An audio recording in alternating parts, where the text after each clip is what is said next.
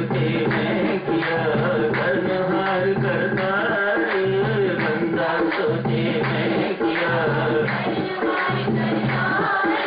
बंदा सोचे मैं किया कर्महार करतार, बंदा सोचे मैं किया कर्महार करतार, बंदा सोचे मैं किया कर्महार करतार, बंदा सोचे मैं किया,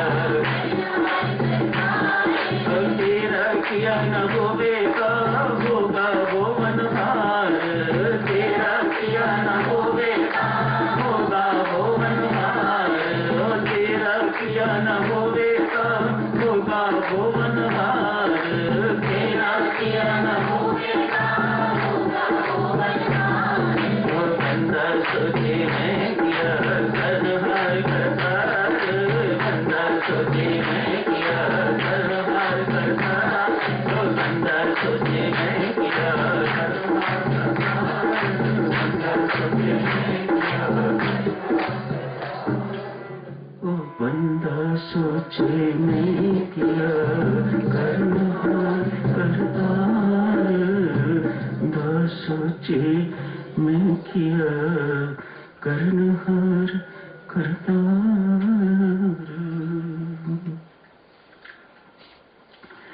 विश्वरूप दर्शन 11वें अध्याय की चर्चा चल रही है साधक।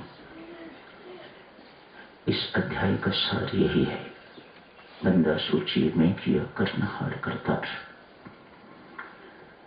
भगवान ने अपना विराट स्वरूप अर्जुन को दिखाया है, कोई पिक्चर दिखाने के लिए नहीं, कुछ शो दिखाने के लिए नहीं,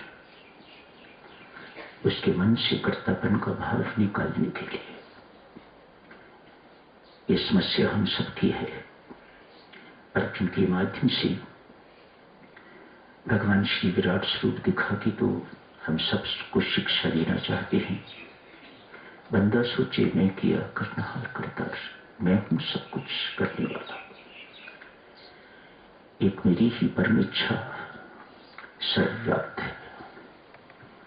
जो साधक चलो उसकी परम इच्छा के प्रति समर्पित हो जाता है, ऐसे शरणागत के लिए भगवान क्या क्या नहीं करते, व्यक्ति कल्पना भी नहीं कर सकता। सब कुछ करने को तैयार है। अर्जुन बहुत समझदार है, उसने अपने जीवन रथ की बागडोर भगवान श्री को सौंपी है। जीवन के रथ के सारथी भगवान श्री। हमें सोचना चाहिए हमारे जीवन रथ के सारथी कौन है? क्या परमात्मा है या हमारा मन है और मन के अंदर के विकार? क्या हम परमात्मा की इच्छा के अनुसार चलते हैं या अपनी इच्छा के अनुसार? जो परमात्मा की इच्छा के अनुसार चलेगा वह तो बहुत सुरक्षित है, उसे किसी प्रकार की कोई चिंता नहीं, कोई भय नहीं, कोई उदासी नहीं।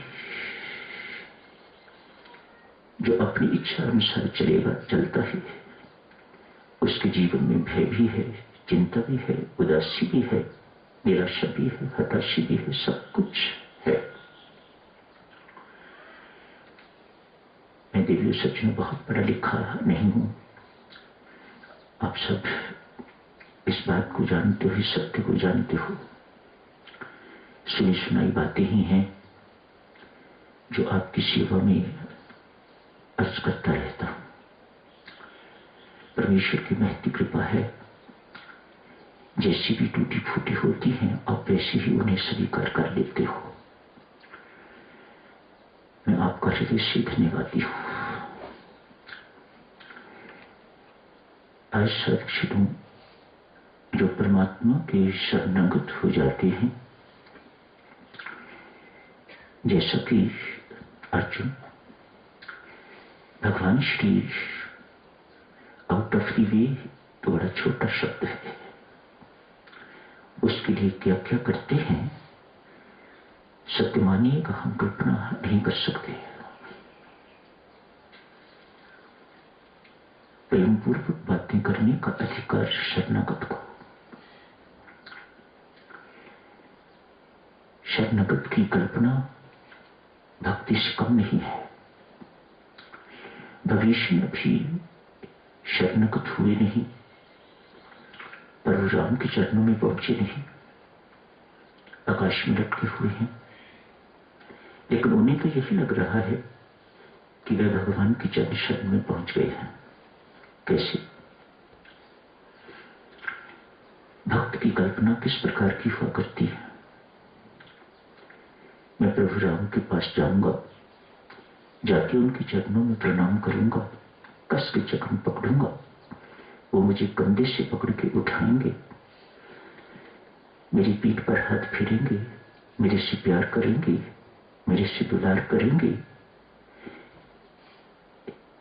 देखने सुनने में तो देवी सज्जनों ये कल्पना ही लगती है, लेकिन भविष्य में तो परमात्मा के पास पहुंच चुका हुआ है। ऐसी कल्पना नहीं है, प्रत्यक्ष है। ये शरणागत की महिमा है। शरणागत भगवान के साथ किस प्रकार की प्रेम पूर्वक बातें करता है, मानो शरणागति उसे ऐसी वार्तालाप या प्रार्थना करने का अधिकार दे देता है। स्वयं भी आनंद लेता है शरणागत के साथ। अतएव हम सबको साधकजनों इस उपलब्धि की चेष्टा करनी चाहिए। भक्ति की पराकाष्ठा है शरणागति। इस स्थिति को लाभ करने की चेष्टा करनी चाहिए, साधना करनी चाहिए। साधना से इतना नहीं होता जितना असाधना से होता है। शरणागति में साधना नहीं है। शरणागति में प्रार्थना है, विनय है, दैन्य है, दीनता है। शरणागति में साधना नहीं है। असाधन बनने की जरूरत, असाधक नो साधना। दीन बनने की जरूरत,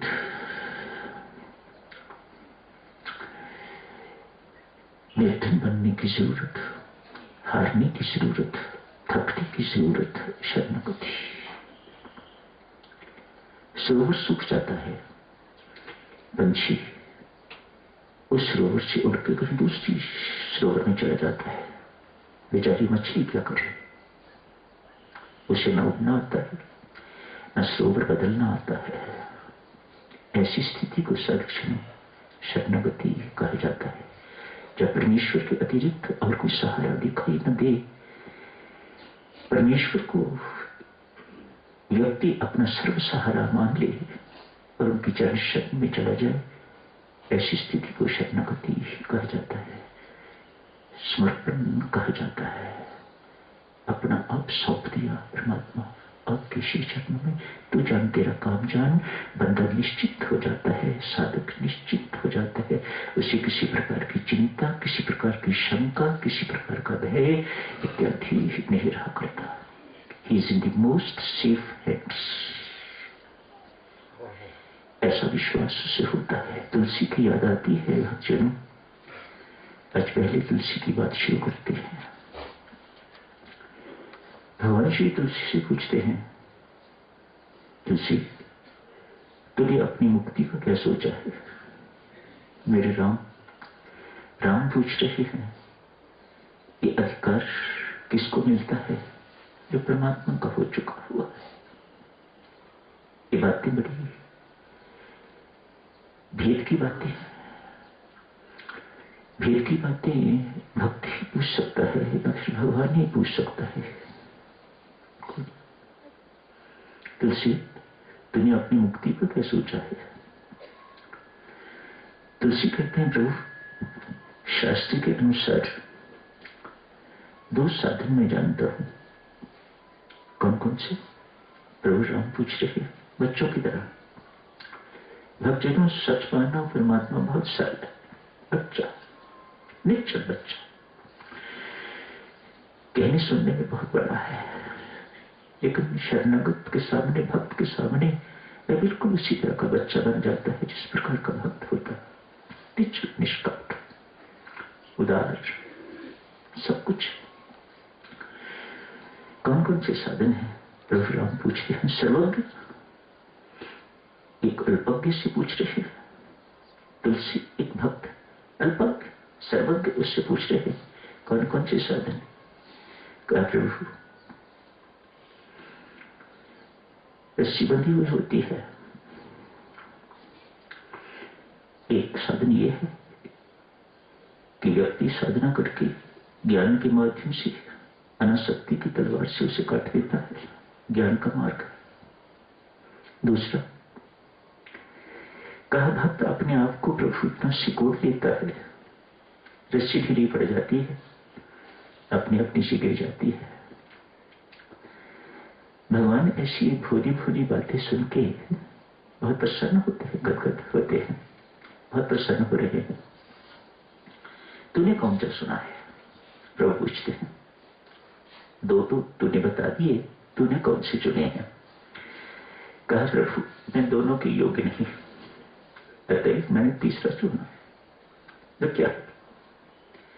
जिसने रस्सी बांधी है वे रस्सी खोल दे, अतएव आपकी चरण शरण, आप बांधने वाले हो, आप रस्सी खोलो। मैंने ये साधन चुना है। मन ही मन भगवान और प्रसन्न हो रहे हैं। ला तुलसी, तेज रस्सी काट देता ना प्रभु, काटे तो वो जो अनाड़ी हो, आप कोई अनाड़ी थोड़ी हो। फिर आपके काटने से रस्सी अनुपयोगी हो जाएगी, किसी काम नहीं आएगी। आप खोल दीजिए। मैं खोलूं या काटूं, पर तुझे तो मुक्ति मिल जाएगी ना। पर प्रभु आपने रस्सी काट दी तो वह किसी उपयोग की नहीं रहेगी। तो क्या करना चाहता है इससे? तुलसी कहते हैं प्रभु जिस रस्सी से आपने मुझे बांधा था, इस रस्सी से मैं आपको बांधूंगा, देखूंगा आप बंधे हुए कैसे लगते। आपने सारी जिंदगी भर मुझे बांध के रखा, मैं भी देखना चाहता हूं बांधने वाला बंधा हुआ कैसा दिखाई देता है। ये किसी अधिकार मिलता है जो भगवान की चरण शरण में चला जाता है। माता चरण शरण में जाने से मेरी माता सज्जनों गुजारा नहीं होता, गुजारा तब होता है जब भगवान आपको स्वीकार कर ले कि हाँ तो मेरी चरण शरण में मोहर लगा दे। राष्ट्रपति भवन की मोहर लग जाती है ना तो बंदा निश्चिंत होता है, मानो मेरे समान कोई है ही नहीं। ऐसा ही शरणागत ही हो जाता है, मानो उसके ऊपर भगवान से एक मोहर लगाता है। मेरा कुत्ता, इसके गले में मैंने पटर डाल दिया हुआ, इसको कोई छू नहीं सकता, इसको कोई हाथ नहीं लगा सकता। आगे बढ़ते हैं देवियों, आप कल्पना नहीं कर सकते ऐसे शरणागतों के लिए, ऐसे भक्तों के लिए भगवान क्या क्या करते हैं। हम कुछ नहीं करते, डंडोरा पिटाते हैं, पीटते, बस कुछ करता है, कुछ नहीं, मुख से बोलता, कभी जितलाता तक नहीं मैंने तेरे लिए ये किया। आज बहुत देर की बात आपकी सेवा में अर्ज की जा रही है। एक भक्त हुए हैं नारायण दास, आज मां की मृत्यु हो गई। भक्त राम राम जपने के अतिरिक्त और कुछ नहीं जानता होता, अनपढ़ समझिएगा। जगन्नाथ जी का भक्त है, हरे राम राम राम हरे हरे, हरे कृष्ण कृष्ण कृष्ण हरे हरे महामंत्र को जाप करता। बस कोई ये शास्त्र नहीं पढ़े, कोई वेद मान्य है। मां की मृत्यु हो गई है तो भक्त बहुत प्रसन्न है, अपने भजन कीर्तन में रत है। कहता है परमात्मा तेरा लाख लाख शुक्र है, एक ही आसक्ति बाकी थी तोड़ के रख दी अपने। ये कौन कहेगा ऐसी बातें? हम तो पत्नी की मृत्यु होती है, मां की मृत्यु होती है, पति की मृत्यु होती है, शव बन जाते हैं। इतना दुख हमें होता है। ये परमात्मा की करनी है। विश्वास रखने वाला व्यक्ति परमात्मा की करनी को सहर्ष शिरोधार्य करने वाला व्यक्ति कह रहा है, परमात्मा तेरा लाख लाख शुक्र है, एक ही आसक्ति बाकी रही थी, आज तो गले काट के रख दी। मैं यहां क्या करूंगा? जगन्नाथपुरी चले गए, वहां जाके नाम की आराधना करूंगा, परमात्मा के श्री चरणों में बैठूंगा। अब मेरा परमात्मा के सिवा और कोई नहीं, बस बात बन गई। ये हर एक के साथ ऐसा होना जरूरी नहीं, लेकिन मानसिक तो हर एक के साथ ऐसा हो सकता है। मानसिक स्वीकृति तो हर एक को करनी ही होगी। साधक जनों, मेरा परमात्मा के सिवा और कोई नहीं। सब कुछ होते हुए उसे परमात्मा बहुत नंबर देता है। इनका तो कोई नहीं है। मां तक मर गई, जिसका कोई है ही नहीं, वह यदि कहे कि मेरा कोई नहीं, तो उसमें कौन सी बड़ी बात है। होते हुए यदि कोई कहता है कि मेरा कोई नहीं, तो परमात्मा उसे तत्काल पकड़ के अपनी गोदी में उठा लेता। शाबाश बच्चा, शाबाश। मेरे लिए मरने वाले तो बहुत, मुझे मरने वाले इतने पसंद नहीं जितने वे पसंद हैं जो मेरे लिए जीना चाहते हैं। सारे होते हुए भी यदि तू ये मानता है कि मेरा कोई नहीं, तो तू मेरे गोद का अधिकारी है। भक्त रविंदास जगन्नाथपुरी चले गए हैं, मंदिर में दर्शन करने के लिए नहीं गए, सागर के किनारे बैठ गए, जप कर रहे हैं। एक दिन व्यतीत हुआ, न भूख न प्यास, एक अद्भुत सी मस्ती है भक्त के ऊपर। 3 दिन व्यतीत हो गए। भगवान जगन्नाथ जी का सिंहासन है, लक्ष्मी 3 दिन से भूखा रहेगा। मैं कैसा हो गया? मैंने उसकी सुध नहीं ली। अपने आप को भगवान दोषी ठहरा रहे, इसके लिए एक शर्त रखी, जिसे ये विश्वास कि मेरा परमात्मा के अतिरिक्त और कोई नहीं। कौन देगा उस रोटी, कौन देगा उसे कपड़ा, कौन देगा उसे रहने की व्यवस्था? लक्ष्मी 3 दिन से सामने बैठा है, खाया ये जा, जितना भोग पड़ा हुआ, जितना भोग पड़ा हुआ है सारा ले जा, उसे खिला दिया, अपने हाथों से खिला दिया। माँ लक्ष्मी सोने का थाल लेके जो भोग बैठा हुआ था, सागर के किनारे बैठे भक्त के लिए ले गए। जाके सोने का थाल आगे रख दिया। भक्त को सुध बुध नहीं। मां क्या करे? हिलाया। मां की ममता, मां का वात्सल्य। मेरा पुत्र मस्त है, इसे मस्त रहना चाहिए, खाना तो मिलता ही रहता है, ऐसी मस्ती को अतएव हिलाया नहीं, जगाया नहीं, कुछ नहीं किया। थाल रख लिया, ढका हुआ था। जाती जाती वापस लौटती अपनी चूड़ियों की झनकार, पायल की झनकार, आवाज की अद्भुत सी आवाज सुनी, भक्त की आंख खुली, मानो भूख। अंततः भगवान की वत्सलता पर भक्त आदि प्रसन्न है। अतः पेट भर के इतने दिनों का भूखा था, जितना भी भेजा हुआ था सारे का सारा खा के समय हो गया है। साधक चलो आगे की चर्चा कर लेंगे, आज यही समाप्त करने की इजाजत है। धन्यवाद।